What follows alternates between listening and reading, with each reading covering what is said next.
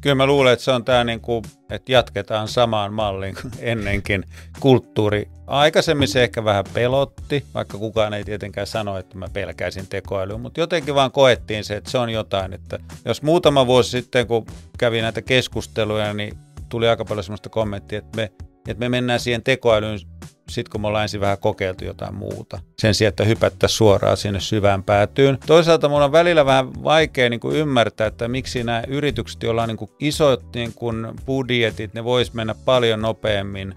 Ja Suomessahan on tehty myöskin ihan tutkittukin tätä asiaa, että meidän yritykset investoi hieman sillä tavalla, että enemmän siihen teknologiageneraatioon, jossa nyt ollaan, sen sijaan, että lähdettäisiin rohkeammin katsomaan. Tämä on ehkä tämmöinen vähän eurooppalainenkin ilmiö, mutta kyllä se näkyy. Että kyllä se on asenteesta kiinni. Sitten on tietenkin paljon teknisiä juttuja, että pitää saada datat kuntoon ja näin poispäin. Mutta mä näen, että ne on vähän semmoisia sekundäärisiä. Että kyllä ne hoituu sitten, jos sä vaan lähdet liikkumaan.